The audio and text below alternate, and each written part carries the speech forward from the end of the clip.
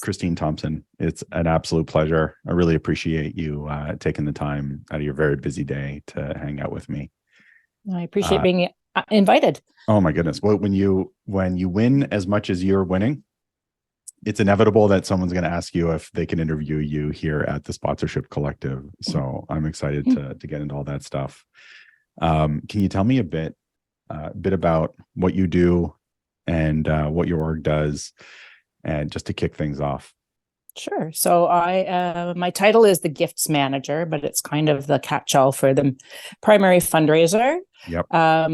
Which has always included sponsorship in some fashion, Yep. but it was previously gold, silver, bronze. Yes. We are a land trust in the Southwest Ontario, Upper Grand River area, Mm-hmm. and have a very big task of raising the funds for all our programs plus our land management. We Mm-hmm. don't get any government funding unless we fight for the grants that are available. Gifts manager is your title. You've been in the fundraising game for a couple years. 24 years now. Yeah, 24 years. I was going to ask you how many, but yeah. So you are what we call a seasoned fundraising professional. You've seen a lot, and you've seen the industry change quite a bit, no doubt. So how did it come to be that you became a sponsorship professional, while also a fundraising professional, and all in the full range of fundraising activities? Well, we've always had to do fundraising sponsorships for our event. We had a walk and run event every year for the last 15 years. And I've always been interested in the webinars you put on through Facebook and other opportunities. So I kept collecting those and sharing them with others in my organization and saying, I really think this is the way we need to up our game. Because it was it still is a relatively small walk event, but it has so much opportunity. And then we have all these lands as well, and some lovely buildings. So there's so much opportunity for people to sponsor things, where we were having difficulties finding ways for people to choose to name buildings, and through individuals and that sort of opportunity. Those watching this may not know, but I actually I spent a decade, maybe a little longer than that, in the cause sponsorship space. And so ultimately right where you are, Christine, although I was a specialist in sponsorship, I didn't really have much exposure to the full spectrum of fundraising, but I was a member of AFP. I was on the AFP board here in Ottawa. Like I was in. It's still all about relationships though, isn't it? Yeah, of course. No matter which way you look at it. Yeah, exactly. I totally agree with that. But I would say that nonprofits in particular, the way that they make decisions is unique. And so you mentioned it was a multi-year process. What, if you could speak to it, what were some of the concerns or the pushbacks or whatever that were keeping sponsorship, not necessarily the Sponsorship Collective, although that'd be fascinating too, but sponsorship itself as maybe not a priority, or looking at other types of revenue generation? Right. So our priority has always really been around individuals, primarily because when individuals give, if there's hard times, they still give. Yeah. Where when you're having corporations make donations to you, as soon as there's hard times, they cut that donation budget. So that was kind of where the sticky parts kept coming in, right? So we don't want to lose from over here to go over there. And then just the cost itself. I mean, it's not exorbitant, but it definitely was much more than we'd paid for professional training in the past. So those were kind of the challenges, and the whole different mindset of doing it as a sales instead of fundraising. Yep. So this idea that you have to shift away from individual into corporations, the idea that corporate giving is fickle, but sponsorship, maybe not necessarily. Having to invest in building something up from a professional development perspective. These are some of the things that were discussed. Those were my barriers. Totally. Yeah. And so how did you convince them? Just a matter of waiting until the right time? Yes. And just saying, you know what, we really need to up our game. I think this is the way to do it. Having that demo originally, and then bringing our ED into that demo with us. And then one of our fundraising volunteers Mm. who really understood it, and she'd watched a Yep. number of your videos as well. So she was really in the background saying, you really have to listen to Christine on this. We really Yeah. need to push forward and do something about this. Yeah. So Fascinating. So getting getting a proponent behind me, kind Yeah. of talking it up in the background. Yes, getting a champion that has a similar worldview, but also Mhm. involving the ED and others in the decision making process. Yeah, for sure. Love it. And, and then So as long as I get it in soon enough into the budget, then it's there. yeah, But yeah, and being able to talk about the valuation component of itself yeah, has been huge too. to be able to show the actual like market value of your opportunities. You mean? Yes. And I think what surprised me most at the very beginning was that the number I had in mind for our very first sponsorship was incredibly close to the number that the calculator came out with. So I was quite pleased with that. It's fascinating. So Chris Norwood, who of course I know you know quite well, when he was a client, he's now of course a coach in the sponsorship accelerator, but he was a client, and he said the same thing to me. He's like, "Oh, the valuation calculator confirmed the value I thought." The difference being that now I can hold up this thing and say, "See, it's worth this." Exactly. Versus, I'm pretty sure it's worth this, but you don't want to sit across from a marketing person at a company and be like, I picked this number because it feels right. And so even when you guess right, having this thing to be like, see, this person that you don't know agrees that this is the right number somehow adds. And the other benefit is through the program is learning to the other people that you could link into instead of just the donations. I think the challenge being a charity is that I keep getting bumped to the donations person. So having to bring them back around and say, well, that's not quite what we're talking about. So let's explore a little bit more first. We've been working together for some time now. 2 years now. Yeah. It's been fantastic. I'm loving it. So when we first started, we had already started talking to a major manufacturing company, and we're really kind of using those videos that you that we'd looked at before and thought, okay, well, let's really dive into kind of thinking from our end what they might be interested in. Right. And then getting into the discovery and learning that that has nothing to do with it, because you were totally wrong in what you they don't have any customers. They're a manufacturer, so they don't have they don't have retail space. They don't have customers. Yeah. Their priority was about their employees, and they wanted to be seen as a great employer, doing good work in the community so they can attract and retain. And then with manufacturing, it's a shortage of female employees. So they really wanted to engage women. Fascinating. So we sat down with doing discovery and figuring out. Yes. Instead of sending them a proposal being like, well, put your logos on stuff. Exactly. Like, we need you to help us find female employees in the manufacturing space. And they had never been asked before, what is it that we can do for you? And they sat back and went, well, I don't know. Let's just talk it through and see what that could be. Yep. And so through all of that, it was about 2-3 months we worked with them, putting things together, plus working with my program team, because it's not me doing the actual activations. 90% of the time it's going to be them. Yep. So I had to make sure I wasn't overloading them on anything. So we ended up promising them 10 spaces for each of our PD day camps, so that the employees didn't have to worry about what they're going to do with their kids on a PD day. Did they have to take the time off? Did they have to find a family member? That's brilliant. And so you're providing like a solution that is an identified barrier specifically for women in the workplace. Yeah, primarily women, right? They're mostly the caregivers, so they would have to take the time off on PD days, maybe use up vacation time or something. So we offered them that throughout. This was our first year doing PD days. Yeah. And then over and above that, we thought, well, they have some evening shifts as well. Maybe we'll do a movie night for the evening shifts. We get 50,000 people walking our trail every year, and most of that is repeat.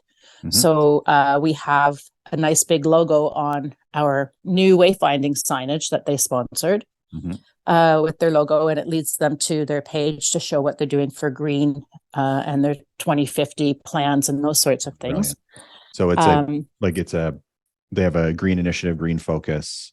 And so clearly the people who care about what you do are going to want to know that Exactly. that companies care about this too. So that was two of the big things. And then the other thing we offered was a women's half-day eco camp. So a morning based on what the kids have been doing in the PD day camps, tailored to grown-ups. Right. So that comes up next week. Yeah, So learning also, different things, yeah. hands-on. So they chose not to do the water monitoring and putting on the hip waders and stuff and actually going out into the river. They're doing some birdhouse building. Cool. And some other species identification, bird watching. And when they're done that, then they go up to our food bank garden for the rest of the afternoon and help up there. So this manufacturer always has volunteer days at our food bank garden. And they do it by lottery. And it's always the biggest one that they have for people wanting to come out and participate in that. So we offered them 2 extra as part of the sponsorship as well. Interesting. And so, yeah, it's worked out really, really well. I think, the other piece that we had is that they have green space in their own property, and they have their own small community garden.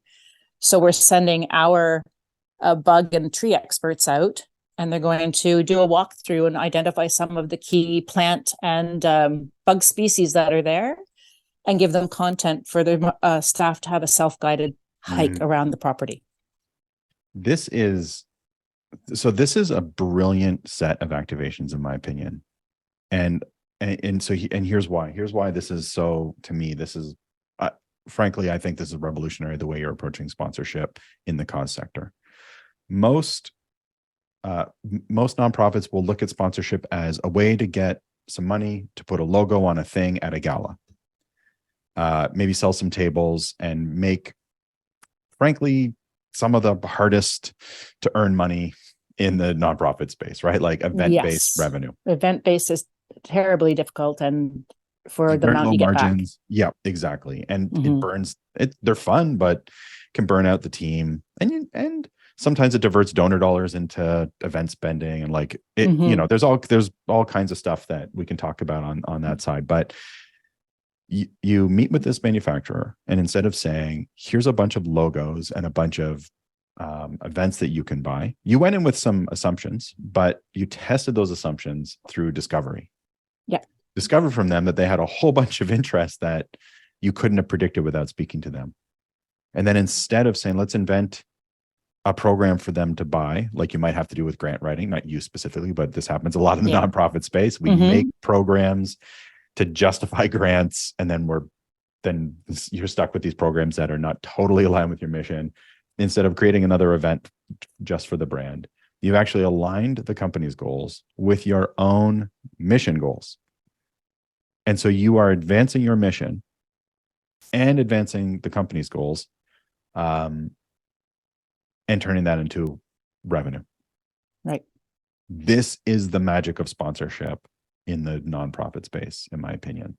Yes, of course. Let's get all the sponsors for our galas and of course our walks, and there's a place for them. But our programming, like the programming itself, can be a sponsorship opportunity. And I find a lot of fear and concern, like, oh, if we involve corporations, it's going to make it overtly commercial. It's like, that actually doesn't serve the brand either. They don't really want that.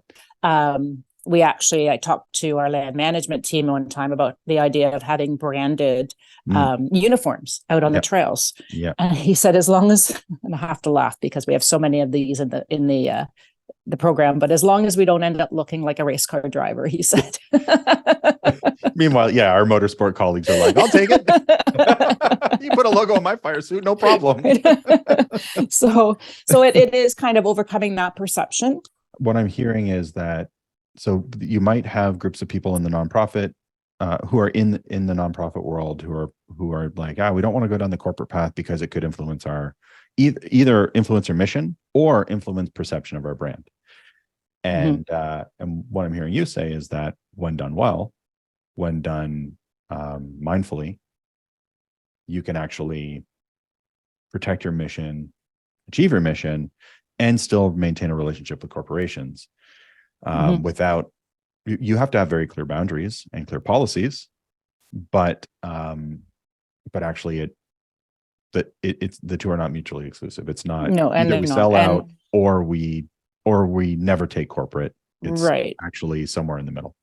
And we're mindful of the corporations that we do talk to. We seek them out specifically. Mm. So, if they're heavily geared toward oil and mining and stuff, we would think about that twice, I think. Yeah. But we work very closely with some of the aggregate companies that are in the community, Yep. and a lot of developers. Yeah. So oftentimes environmental orgs and development are seen as adversaries, but they can very well work together. And we offer our expertise on landscaping with native plants and kind of what should we do around this space? How can we make our stormwater catchment basin even that much better? So they come to us and they ask us those questions. So then your experience working with us over a couple of years, when we started working together, I had hair. That's how that is true. Yeah. So what was how has your experience been, and what stands out to you as particularly meaningful or interesting throughout your time in the Sponsorship Accelerator? The level of support has been really great, and keeping you on task.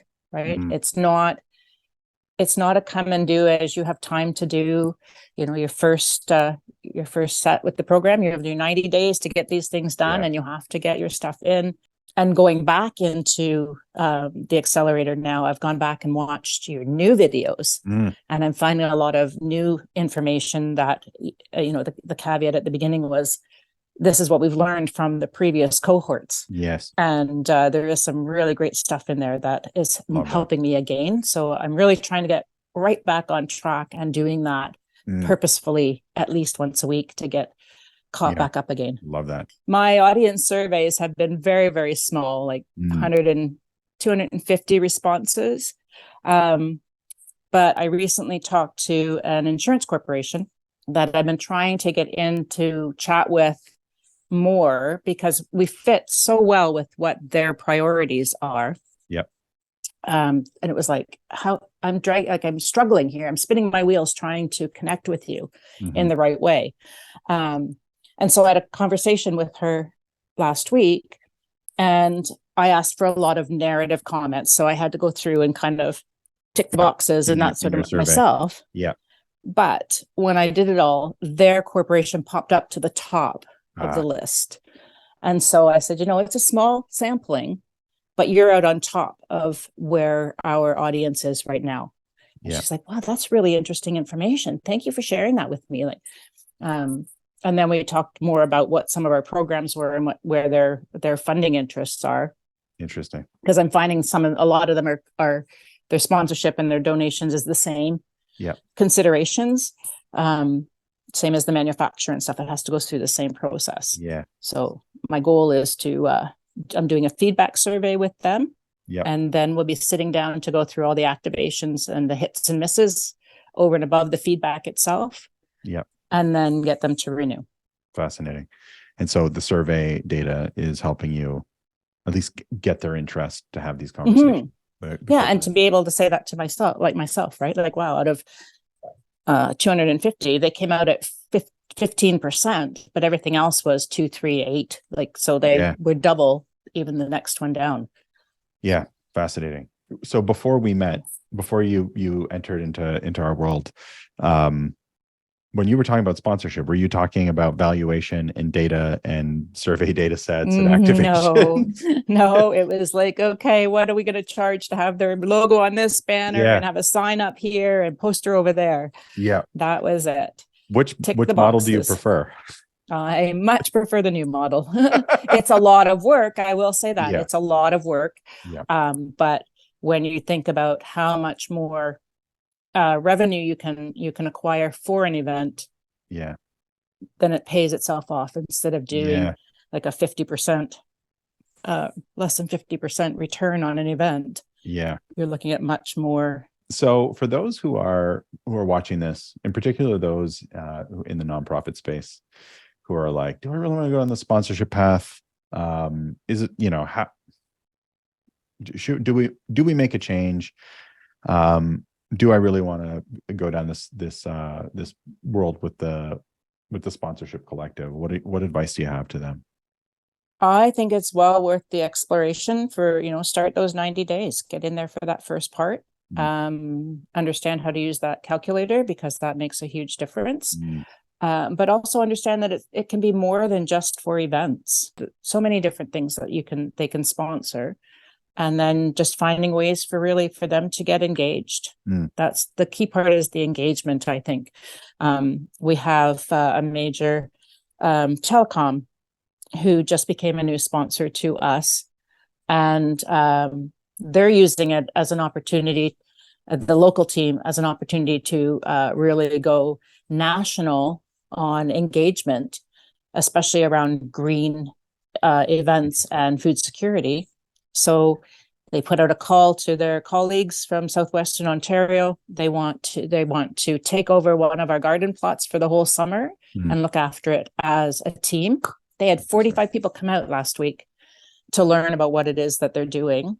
Amazing. And then they have another event coming up in a couple of weeks where they're going to do kind of more of a launch of this project and put up a sign, and hoping to have their CEO there as well. And show that, there's so many different ways to get engaged with an organization. It doesn't just have to be at the event where you have a booth. Or limiting sponsorship to only events, you're really missing out on all of the opportunities you've just described. The creativity that's available, right? And I'm fortunate that I have an organization that allows us to be creative. Until we met with the manufacturer, we really didn't know what we even had to offer. And so it allowed us to sit down and think about, well, what if we offered this? Do you think we could do that? And then, bringing the program team in and saying, if I offer this, are you okay with it? And getting them on side as well. So it's everyone's really worked well together. And all the feedback that we're getting from the individual employees that have come out, the parents of the kids that have come out for the PD days and that sort of thing. It's been really, really, really good. And I had a really unique opportunity 2 months ago. 2 real estate associations locally are merged, and they're going to have a launch party in June. And as part of the launch party, they wanted to give each of their guests a takeaway, and they wanted it to be natural. So they wanted it to be plants. And they Googled gardens in the area, and ours popped up as one of the first ones, our food bank garden. So they reached out to me and said, would you be able to provide us with some plants? And so through the conversation we got going on, it ended up being a sponsorship. Brilliant. No real name to the sponsorship, but they've purchased the plants. They've purchased some seed packets, because we do a special seed each year as part of the community. They're getting lunch and learns, a couple of lunch and learns, and some team volunteer days at our garden. And that was all through talking about it. I said, well, these are the sorts of things we could offer. And they're like, that's exactly what we're looking for our group. They really want to get engaged and that sort of thing. So they reach out and they're like, we want some plants. And you ask the natural question, great, what are you trying to achieve? And then they tell you all the stuff, and you come up with some ideas. You have a really fun conversation, you brainstorm. And instead of hard selling someone on 2 golds and a silver, you're talking to somebody about something they're trying to achieve and how you might be able to help them. And I'm getting out in front of 200 realtors that night, because I've been invited to go put an information table there and mingle amongst all these potential new corporate sponsors. So this is quadruple win. And a more common model I find is, they've asked me for some stuff, I'm going to give it to them because it's the right thing to do. It helps advance our mission. And then maybe we'll get some awareness, and that will lead to a donation. Or you can turn it into a sponsorship and still advance the mission and get awareness, but actually like put that into the agreement, so that you're being deliberate in how you're getting in front of these 200 realtors. And that is, to those watching this, that might seem like a really simple, oh yeah, sure, I'll just do that. But actually that there's quite a bit of nuance there. That comes from knowing your audience, knowing how to do good discovery, and knowing what your value is. Yeah. Instead of just giving Yeah, away your stuff for free. Amazing. So any final words or final advice to your fellow fundraisers who are in the sponsorship world or about to be, whether they like it or not, in the sponsorship world? What do they need to know? It's a fantastic program to go through, the Sponsorship Accelerator. It really does keep you on task. You have to be committed at that beginning part to make it work. But once you take that commitment, it becomes your habit. And so it gets easier and easier each time you're thinking about it. When I took it to the board and said, these are the results we're having, they were very excited about it too. So it certainly does. If you can make that commitment, you're going to go far with I love that. Yeah, we take the commitment from our clients very seriously. And every week, coaching team and we get together with a list and literally, like, who on this list of our clients do we need to politely harass, motivate? Prompt. That's a better word. Yeah. It's like we're going to get on the phone because we want to get on a call with these people, get them into a one-on-one, figure out how to keep them moving forward, because we know once, as you've said, once you ingrain that habit, it works. Yeah. It's not easy. It's simple, but it's not easy. And you're paying someone to give you this advice and this support, and it's proven to work. Yeah. Right. No matter which angle you come at it from, you've proven that it works. Yeah. And it's just a matter of, you have to make that commitment yourself and do it. It's not a watch this webinar at your leisure and maybe practice some of them like I've been doing before we joined. Yeah. I don't think more information is what people need at this stage. We have all the information we want at our fingertips. Now we just need a plug and play system that works, and in my opinion, a coaching team that is willing to annoy our clients until they do. It's a fantastic coaching team. They are honest with you, brutally honest if they have to be, but also very encouraging and share the accolades when it's working for you. Yeah. Right. I think your team gets as much out of helping us as we get ourselves to see us doing it and being successful. Yeah, that's a fact. We have an incredible team. Well, Christine, our journey is not over yet.